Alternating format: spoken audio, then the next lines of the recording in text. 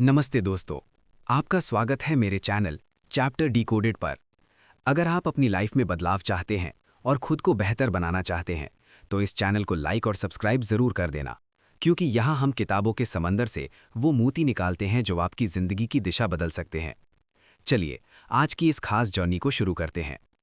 Chapter 1, पर्वत आप ही हैं, the mountain is you, introduction to self sabotage. क्या आपने कभी महसूस किया है कि आप अपनी ज़िंदगी में आगे तो बढ़ना चाहते हैं, लेकिन कोई चीज़ है जो आपको पीछे खींच रही है? आप जानते हैं कि आपको मेहनत करनी है, आपको सुबह जल्दी उठना है, आपको उस टॉक्सिक रिश्ते से बाहर निकलना है, लेकिन फिर भी आप वही पुरानी गलतियां बार बार दोहराते हैं। दोस्त, हम अक्सर सोचते हैं कि हमारी सफलता के रास्ते में खड़ी मुसीबतें कोई बाहरी पहाड़ हैं, जैसे कि किस्मत, समाज या दूसरे लोग। लेकिन सच तो ये है कि वो पहाड़ कोई और नहीं बल्कि आप खुद हैं। और आज हम ब्रियाना वीस्ट की मशहूर किताब द माउंटेन इज़ यू के जरिए इसी पहाड़ को फतह करना सीखेंगे। आत्मविनाश क्या है? सबसे पहले हमें ये समझना होगा कि हम खुद को नुकसान क्यों पहुंचाते हैं। जिसे हम सेल्फ सैबोटाज कहते हैं, वो असल में हमारा दुश्मन नहीं है। सुनिए, ये बहुत गहरी बात है। जब आप खुद को आगे बढ़ने से रोकते हैं तो आपका दिमाग असल में आपको बचाने की कोशिश कर रहा होता है। हमारा दिमाग पुराने रास्तों पर चलना पसंद करता है, चाहे वो रास्ते दुखदाई ही क्यों ना हो। क्यों? क्योंकि वो रास्ते जानी पहचानी जगह हैं।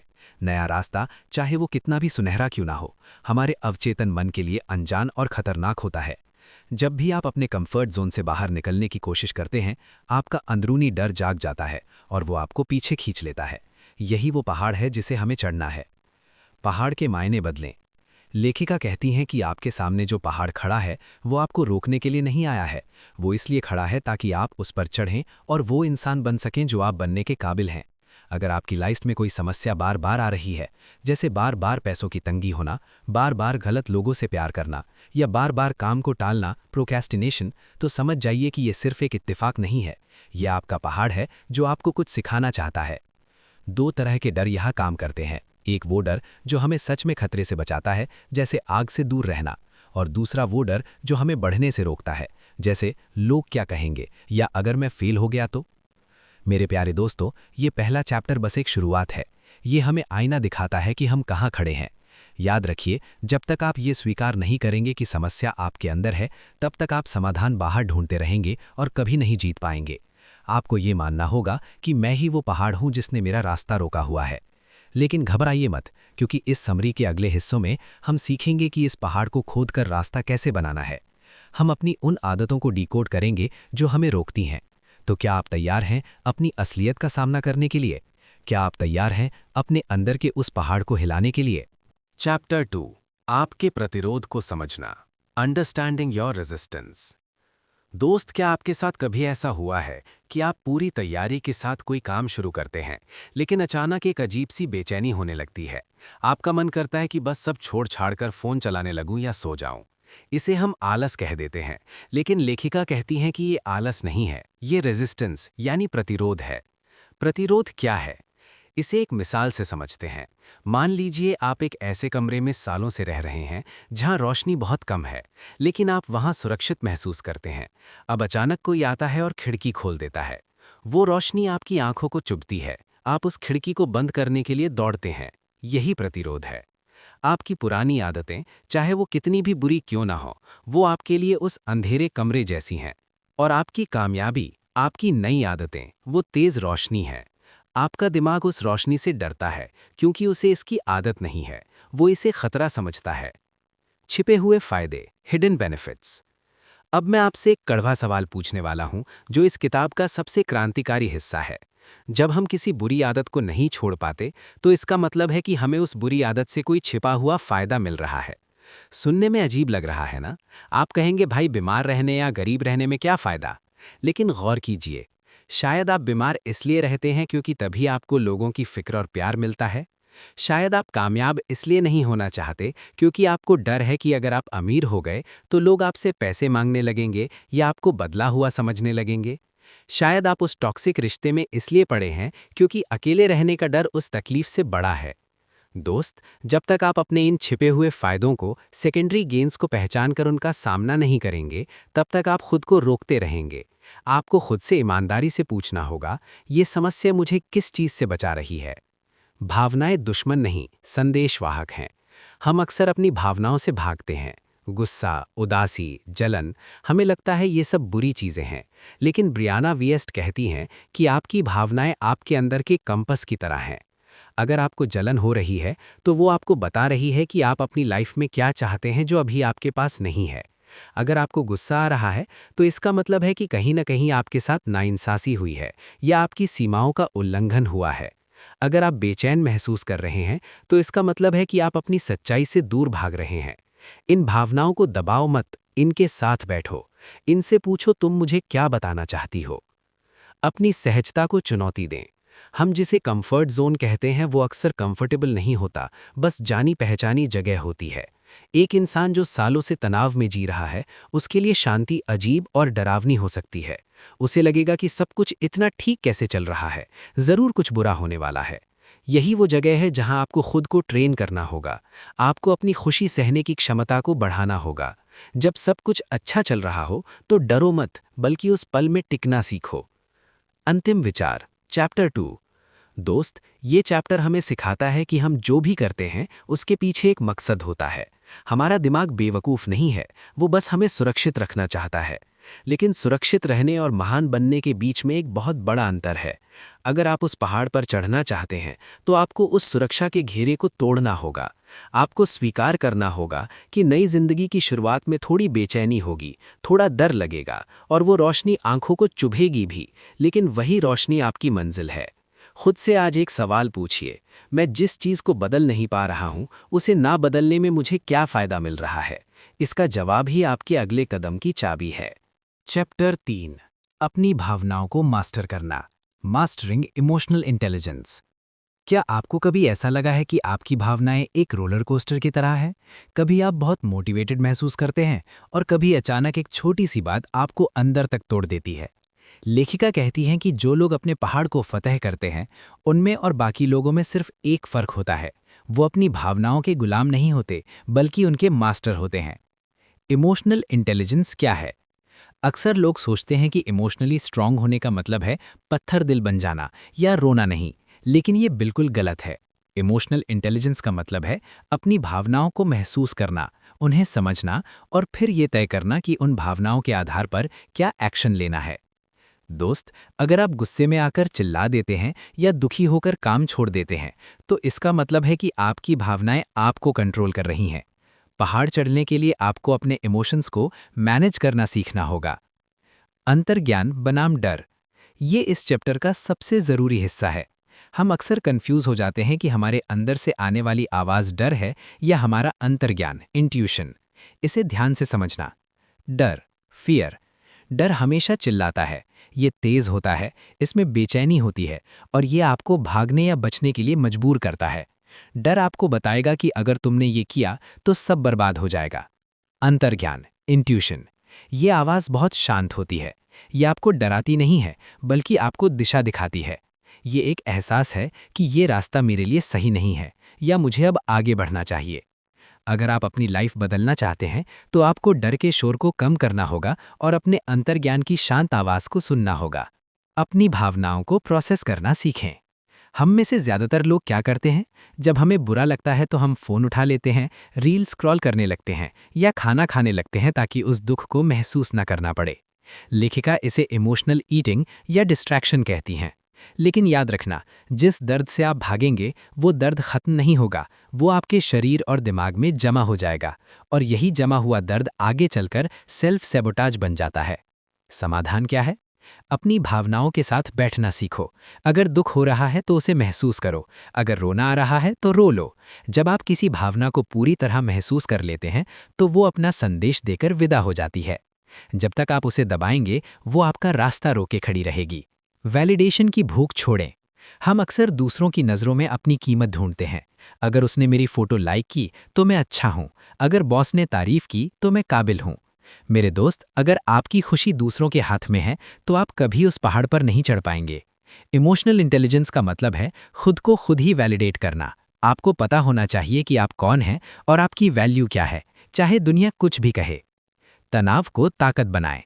लेखिका कहती हैं कि तनाव कोई बुरी चीज नहीं है, तनाव सिर्फ ये बताता है कि आप किसी ऐसी चीज़ की परवाह करते हैं जो आपके लिए ज़रूरी है। जब आप पहाड़ चढ़ते हैं तो पैरों में दर्द होता है, सांस फूलती है, ये तनाव है। लेकिन ये तनाव ही सबूत है कि आप ऊपर जा रहे हैं। जिस दिन आप अपनी तकलीफ को ग्रोथ का हिस्सा मान लेंगे, उस दिन आप अजय हो जाएंगे। दोस्त, ये चैप्टर हमें सिखाता है कि अपनी भावनाओं से भागना बंद करो। वो आपकी दुश्मन नहीं है, वो सिर्फ एक डेटा है जो आपको बता रही हैं कि आपकी ज़िंदगी में क्या चल रहा है। अपने अंदर के तूफान को शांत करना सीखिए। जब बाहर का मौसम खराब हो तो आपके अंदर का मौसम साफ होना चाहिए। याद रखिए, पहाड़ चढ़ने के लिए सिर्फ मजबूत पैरों की नहीं, बल्कि एक शांत और समझदार दिल की ज़रूरत होती है। तो आज से अपनी भावनाओं को दबाना बंद करें और उन्हें समझना शुरू करें। खुद से पूछें कि मैं अभी जो महसूस कर रहा हूँ, वो मुझे क्या सिखाना चाहता है। चैप्टर 4, अतीत को पीछे छोड़ना और अपनी नई पहचान बनाना, releasing the past and building a new identity. सोचिए, आपको एक बहुत ऊंचे पहाड़ पर चढ़ना है, लेकिन आपकी पीठ पर एक ऐसा बैग है जो पत्थरों से भरा हुआ है। क्या आप ऊपर पहुंच पाएंगे? शायद नहीं।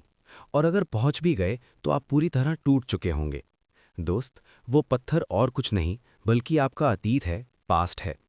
आपकी पुरानी गलतियां, वो लोग जिन्होंने आपका दिल दुखाया, वो असफलताएं जिनका गम आप आज भी मना रहे हैं, यही वो बोझ है जो आपको आगे बढ़ने नहीं दे रहा। लेखिका कहती हैं कि आप तब तक उस नए इंसान में नहीं बदल सकते जो आप बनना चाहते हैं, जब तक आप उस पुराने इंसान को अलविदा कहने के लिए तैयार नहीं होते जो आप कल तक थे। पुरानी पहचान का मोह, क्लिंगिंग टू ओल्ड आइडेंटिटी। हम अक्सर कहते हैं कि हम बदलना चाहते हैं, लेकिन असल में हम अपनी पुरानी पहचान से चिपके रहते हैं। क्यों? क्योंकि वो पहचान, चाहे कितनी भी दुखदाई क्यों ना हो, हमें सुरक्षित महसूस कराती है।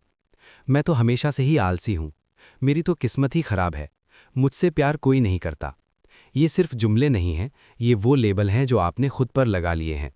जब तक आप खुद को एक पीड़ित यानी विक्टिम की तरह देखते रहेंगे, तब तक आप विजेता नहीं बन सकते। पहाड़ चढ़ने के लिए आपको अपनी उस बेचारी इमेज को जलाकर राख करना होगा।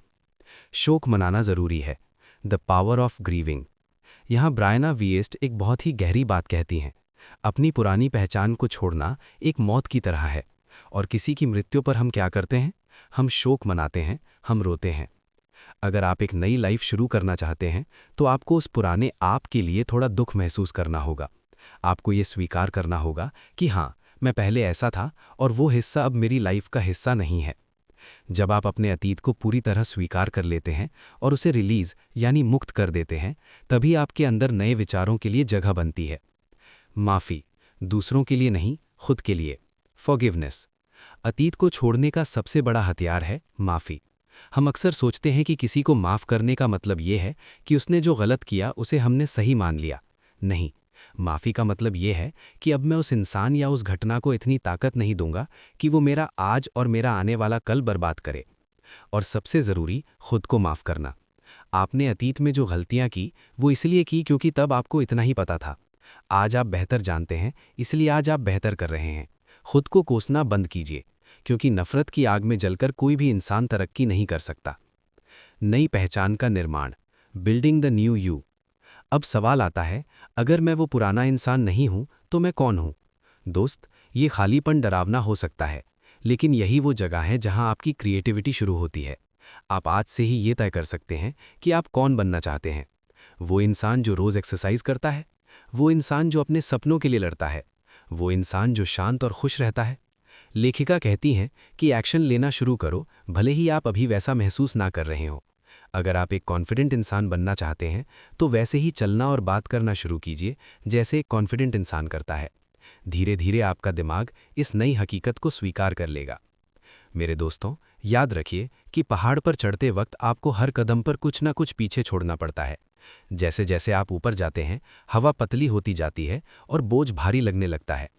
अतीत की कड़वाहट और पुरानी पहचान के मलबे को वहीं नीचे छोड़ दीजिए। आप वो नहीं है जो आपके साथ हुआ है, आप वो हैं जो आप आज बनने का फैसला करते हैं। अपने अतीत को एक ऐसी किताब की तरह देखिए जिसे आपने पढ़ लिया है और अब आप उसे बंद करके एक नया कोरा पन्ना खोलने जा रहे हैं। तो क्या आप तैयार हैं उन पुराने पत्थरों को फेंकने के लिए? क्या आप तैयार हैं उस नई पहचान को गले लगाने के लिए? चैप्टर 5, एक नई जिंदगी का निर्माण, building a life you don't need to escape from. दोस्त, क्या आप जानते हैं कि सबसे बड़ी गलती हम क्या करते हैं? हम किसी एक बड़े दिन का इंतजार करते हैं। वो दिन जब हमें लॉटरी लगेगी, जब हमें बड़ी कामयाबी मिलेगी, या जब कोई जादू होगा और हमारी जिंदगी बदल जाएगी। लेकिन ब्रायना विएस्ट कहती हैं कि असली बदलाव बड़े धमाकों में नहीं, बल्कि उन छोटी छोटी चीज़ों में छिपा होता है जो आप हर रोज़ करते हैं। पहाड़ की चोटी तक पहुंचना एक पल का काम है, लेकिन वहां तक पहुंचने के लिए हजारों कदम उठाने पड़ते हैं। आज हम बात करेंगे उन कदमों, यानी आपकी डेली रूटीन और आदतों के बारे में। आत्म देखभाल यानी सेल्फ केयर का असली मतलब। आजकल सेल्फ केयर का मतलब बना दिया गया है महंगे स्पा जाना, छुट्टियां मनाना या अच्छा खाना खाना। लेखिका कहती हैं कि ये सब तो एस्केप यानी भागने के तरीके हैं। असली सेल्फ केयर का मतलब है एक ऐसी लाइफ बनाना जिससे आपको भागने की जरूरत ही ना पड़े। इसका मतलब है अपने पैसों का सही हिसाब रखना ताकि आपको तनाव ना हो। इसका मतलब है कड़वी बातचीत करना ताकि आपके रिश्ते साफ रहें। इसका मतलब है सुबह जल्दी उठकर वो काम करना जो आपके भविष्य के लिए जरूरी है, भले ही उस वक्त आपका मन ना कर रहा हो। दोस्त, अगर आप हर हफ्ते के अंत में सिर्फ इसलिए पार्टी करते हैं क्योंकि आप अपनी मंडे टू फ्राइडे वाली लाइफ से नफरत करते हैं, तो आप अपनी लाइफ जी नहीं रहे बल्कि उससे भाग रहे हैं। छोटे बदलावों की शक्ति, the power of micro shifts. हम अक्सर एक ही दिन में सब कुछ बदलने की कोशिश करते हैं और 2 दिन बाद हार मान लेते हैं। इसे छोड़िए, पहाड़ को एक बार में मत देखो, सिर्फ अपने अगले कदम को देखो। लेखिका हमें माइक्रो शिफ्ट्स का सुझाव देती हैं। अगर आपको किताब लिखनी है तो रोज सिर्फ एक पैराग्राफ लिखिए। अगर आपको फिट होना है तो सिर्फ 10 मिनट पैदल चलिए। ये छोटे छोटे बदलाव आपके दिमाग को ये संदेश देते हैं कि बदलाव सुरक्षित है। जब आप छोटे कदम उठाते हैं तो आपका प्रतिरोध कम हो जाता है और धीरे धीरे आपकी क्षमता बढ़ती जाती है।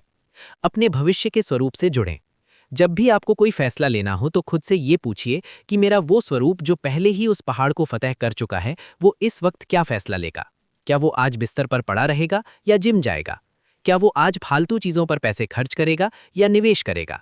जब आप अपने फ्यूचर सेल्फ की तरह सोचना और काम करना शुरू करते हैं तो आपकी आज की पहचान अपने आप बदलने लगती है। आप अपने भविष्य के लिए आज का बलिदान देना सीख जाते हैं। भावनात्मक लचीलापन। पहाड़ चढ़ते वक्त मुश्किलें आएंगी, कभी बारिश होगी, कभी पैर फिसलेगा। वैसे ही लाइफ में भी बुरे दिन आएंगे। इमोशनल रेजिलियंस का मतलब है कि जब चीज़ें आपके हिसाब से न चलें तब भी आप अपना संतुलन न खोएं। अपनी आदतों को एक एंकर यानी लंगर की तरह इस्तेमाल करें। चाहे दिन अच्छा हो या बुरा, आपकी कुछ बुनियादी आदतें जैसे मेडिटेशन, डायरी लिखना या पढ़ना कभी नहीं बदलनी चाहिए। यही वो आदतें हैं जो तूफान के वक्त आपकी कश्ती को डूबने से बचाएंगी। दोस्त, एक बात याद रखना, अनुशासन खुद को सजा देना नहीं बल्कि खुद से प्यार करना है। ये खुद से किया गया एक वादा है कि मैं उस इंसान के लिए आज मेहनत करूंगा जो मैं कल बनने वाला हूं। एक ऐसी लाइफ डिजाइन कीजिए जहां आप अपने काम से प्यार करें, जहां आपकी सुबह उम्मीद से भरी हो और रात सुकून से। पहाड़ चढ़ना मुश्किल जरूर है, लेकिन जब आप हर कदम का आनंद लेना सीख जाते हैं तो रास्ता खुद ब खुद आसान लगने लगता है। तो आज आप अपनी लाइफ में वो कौन सा एक छोटा सा बदलाव माइक्रो शिफ्ट करने वाले हैं? चैप्टर 6 आत्म साक्षात्कार और विजय from self sabotage to self mastery. दोस्त, जब आप एक ऊंचे पहाड़ की चोटी पर पहुंचते हैं तो सबसे पहली चीज जो आप महसूस करते हैं वो जीत की खुशी नहीं होती, वो होती है गहरी शांति। अचानक वो सारा शोर शांत हो जाता है जो चढ़ाई के वक्त आपके दिमाग में चल रहा था। ब्रायना विएस्ट कहती हैं कि इस किताब का अंत सिर्फ एक मंजिल पर पहुंचना नहीं है, बल्कि ये समझना है कि पहाड़ कभी समस्या था ही नहीं। वो पहाड़ तो सिर्फ एक जरिया था आपको उस इंसान में बदलने का जो आप आज बन चुके हैं। आत्मनिपुणता, सेल्फ मास्टरी क्या है? बहुत से लोग सोचते हैं कि सेल्फ मास्टरी का मतलब है कि अब आप कभी दुखी नहीं होंगे, कभी गलती नहीं करेंगे या कभी डरेंगे नहीं। नहीं, ये सच नहीं है। सेल्फ मास्टरी का मतलब है अब आप अपने डर से डरते नहीं हैं। अब आप अपनी भावनाओं के शिकार नहीं बनते, बल्कि उनके गवाह बनते हैं। जब आप उस पहाड़ की चोटी पर पहुंचते हैं तो आप ये जान जाते हैं कि शांति बाहरी परिस्थितियों से नहीं, अंदरूनी स्पष्टता से आती है। असली ताकत खुद को कंट्रोल करने में नहीं, बल्कि खुद को समझने में है। आपकी सबसे बड़ी कमजोरी ही आपकी सबसे बड़ी ताकत बन सकती है अगर आप उसे सही दिशा दें। पहाड़ के मायने बदल गए। The mountain has changed. शुरुआत में वो पहाड़ एक रुकावट था, वो एक दुश्मन था जिसे आपको हराना था। लेकिन अब जब आप ऊपर खड़े हैं तो आप पीछे मुड़कर देखते हैं और पाते हैं कि उस पहाड़ ने ही आपको मजबूत बनाया। अगर वो तनाव ना होता तो आप शांति की कीमत नहीं जानते। अगर वो अकेलापन ना होता तो आप खुद की संगति का आनंद लेना नहीं सीखते। अगर वो असफलता ना होती तो आप अपनी काबिलियत को कभी नहीं पहचान पाते। लेखिका कहती हैं कि अंत में आप पाएंगे कि पहाड़ जिसे आप फतह करने आए थे वो कोई और नहीं बल्कि आपकी अपनी ही सीमाएं थीं। जागरूकता ही आज़ादी है। Awareness is freedom. अब जब आप नीचे उतरेंगे और वापस अपनी रोज़मर्रा की ज़िंदगी में जाएंगे तो पहाड़ फिर से सामने आएंगे। लाइफ कभी भी मुश्किलों से खाली नहीं होगी, लेकिन अब एक फ़र्क होगा। अब आपके पास हथियार हैं। अब जब आपको गुस्सा आएगा, आप समझ जाएंगे कि आपकी बाउंड्री का उल्लंघन हो रहा है। जब आपको आलस आएगा, आप समझ जाएंगे कि आप किसी चीज़ से डर रहे हैं। अब आप ऑटो पायलट पर नहीं चलेंगे, अब आप अपनी ज़िंदगी के ड्राइवर हैं। यही असली आज़ादी है। एक नया नज़रिया। दोस्त, इस किताब की सबसे बड़ी सीख यही है, अपनी लाइफ को ठीक करने की कोशिश करना बंद करो और अपनी लाइफ को जीना शुरू करो। हम अक्सर परफेक्ट बनने के चक्कर में अपनी खुशियां दांव पर लगा देते हैं। याद रखिए, आप यहां परफेक्ट बनने नहीं बल्कि अनुभव करने आए हैं। आपकी कमियां ही आपको इंसान बनाती हैं। उन्हें स्वीकार करें, उनसे प्यार करें और उनके साथ आगे बढ़ें। क्लोजिंग मैसेज, विदाई संदेश। मेरे दोस्तों, द माउंटेन इज यू की ये समरी यहाँ खत्म होती है, लेकिन आपकी असली यात्रा तो आज से शुरू हो रही है। आज जब आप इस वीडियो को बंद करेंगे तो सिर्फ जानकारी लेकर मत जाइएगा, बल्कि एक नया इंसान बनकर बाहर निकलिएगा। याद रखिए, आपके अंदर वो शक्ति है कि आप किसी भी पहाड़ को हिला सकें। बस खुद पर यकीन करना शुरू करें। वो बदलाव जिसका आप सालों से इंतजार कर रहे हैं, वो किसी चमत्कार में नहीं, बल्कि आपके अगले छोटे से कदम में छिपा है। तो उठिए, अपनी पीठ से अतीत का बोझ उतार फेंकिए, अपनी भावनाओं को अपना दोस्त बनाइए और उस पहाड़ की चढ़ाई शुरू कीजिए, क्योंकि चोटी पर जो व्यू है वो आपकी हर तकलीफ, हर आंसू और हर मेहनत के काबिल है। अगर इस समरी ने आपके दिल को छुआ है और आपको अपनी लाइफ के पहाड़ को समझने में मदद मिली है, तो कमेंट्स में ज़रूर बताना कि आपकी लाइफ का पहाड़ क्या है और आप उसे कैसे फतह करने वाले हैं। मेरे साथ इस 60 मिनट की जर्नी में बने रहने के लिए आपका दिल से शुक्रिया। अगर आपने अभी तक चैप्टर डिकोडेड को सब्सक्राइब नहीं किया है तो कर लीजिए, क्योंकि हम ऐसी ही और भी जिंदगी बदलने वाली कहानियां और किताबें आपके लिए लाते रहेंगे। अगली बार फिर मिलेंगे एक नई किताब और एक नई सोच के साथ। तब तक के लिए अपना ख्याल रखें, बढ़ते रहें और याद रखें, the mountain is you and you are the climber. जय हिंद।